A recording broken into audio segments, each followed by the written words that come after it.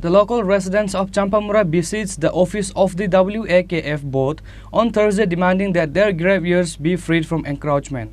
If their demands are not met, they said they will join a larger movement in the coming days.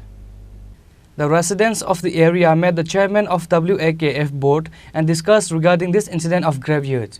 On this day, the resident demanded from the Wakf Board that the boundaries of the graveyards should be determined and a boundary wall should be constructed. Also, a house should be built in the cemetery. আজকে ওয়াকফ board সচিবের কাছে আসা হইল কারণ ডুগলি ব্লকের অন্তর্গত বিক্রমনগর পঞ্চায়েতে অধীনে একটা কবরস্থান সংখ্যালঘুদের, এটা আমাদের কবরস্থান। আমরা দীর্ঘদিন বলতে 100 বছরেরও পুরানো এটা। তো গত 9/25/2023-এ হঠাৎ করে রাত্রের মধ্যে একটা কালী মন্দির হয়েছে এই কবরস্থানের মধ্যে।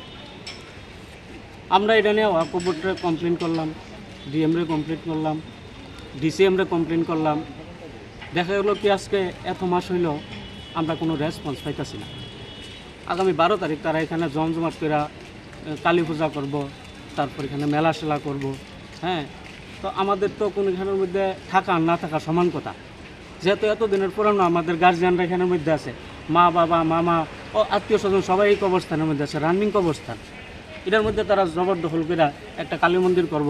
আমরা সেই কারণে আজকে ওয়াকফ বোর্ডের ডেপুটেশন মিলিত হয়েছে সবাই মিলে। কত বছর ধরে এই কবরস্থানটা এখানে? 100 বছরেরও পুরানো। 100 বছর। আপনাদের চিঠি দিছিলেন জেলা শাসক ওয়াকফ বোর্ডে, ওইখান থেকে কোনো উত্তর পাইছেন? না না, কিছু পাইছি না। সেই কারণেই তো আমরা এখানে আজকে জড়ো হওয়া। কি চান আপনারা? আমরা চাই আমরা কবরস্থান দখল মুক্ত হোক। একটা নিরাপত্তা চাই। আপনার পরিচয়? আপনার পরিচয়? আপনার পরিচয়? আমি পরিচয় আপনার?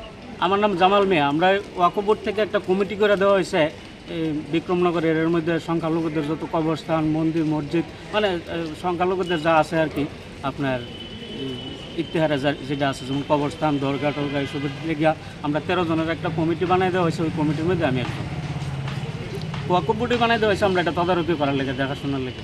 আমরা ওয়াকফ বোর্ডের কাছে লিখিতভাবে অভিযোগ করছি, অভিযোগের রিসিভ কপিটা আমাদের কাছে আছে, আমরা নিয়ে আসি। এটা নিরাপত্তা বলতে আমরা যদি মারা যাই, আমরা ফুলা মাইয়া আমরা লইয়া বই থাকতো না, অবশ্যই নিয়ে মাটি দিব। 100 বছর উর্ফ হয়েছে এটা। আর এটা লইয়া এখন টানাটানি হিন্দা রাবার বাগান, হিন্দা গড়, হিন্দা কালী মন্দির, হিন্দা ফুসকুনি কাটা, এটা দিয়ে খুব দূর জায়গাও নাই। এটা জায়গা আছে 3 কানি উঠে এখন খুব দূর নাই। এটা আমরা একটা নিরাপত্তা চাই যে যাতে আমরা মারা গেলে আমরা ফুলা মাইয়া জনসাথী মরতে যাই এখানে মাটি দিতে পারে, যে এই জায়গাটা আমরা যে ওয়াকফ বোর্ডের থেকে আমরা এটা বাউন্ডারি বেড়া বা এটারে একটা সুরাহারা করে দিই।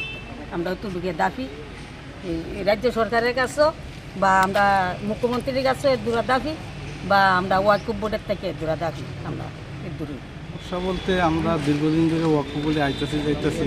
তারপরে এটার মধ্যে একটা জবরদস্তি অবস্থান ওই কালী মন্দির করা হইলো। তারপরে আমরা পঞ্চায়েত জানাইলাম, ওয়াকফ বোর্ড জানাইলাম, ডিএম জানাইলাম। জানানোর পরও তারা কোনো আমরা নির্দিষ্ট কোনো সুরাহা দিতে পারতেছে না যে এটা হইব কি হইতো না। আমরা হ্যারাসমানি করাইতেছে। আজকে 2017 থেকে আমরা এর কাছে দৌড়াদৌড়ি করতেছি। তো আমরা কাইন্ডলি চাইতেছি যে আমাদের কবরস্থানটা নির্দিষ্ট সীমানা ঠিক করে দেওয়া, একটা ঘর তুলে দেওয়া, বাউন্ডারি দেওয়া, হ্যাঁ, এটার একটা আমরা সেভ করে দেওয়া। এখান থেকে ওয়াকফ বোর্ডের কাছে আমরা দাবি না পূরণ হলে আমরা আগামী দিনে বৃহত্তর আন্দোলনে যাব।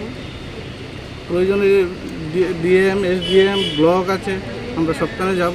আমাদের তো সংখ্যালঘু বলতে আমাদের তো একটা রেসপন্সিবিলিটি আছে না। আমরা তো এই দেশের লোক বা এই রাজ্যের লোক। তো এই হিসাবে আমরা আজকে এখানে মা বাসীদের নিয়ে সবাইকে নিয়ে আসছি। দেখা যাক কী করে ওয়াকফ বোর্ড। কোন জায়গাটা? এটা বিক্রমনগর পঞ্চায়েত মধ্যমুরা কবরস্থান। ব্যুরো রিপোর্ট, চিনি খরাং।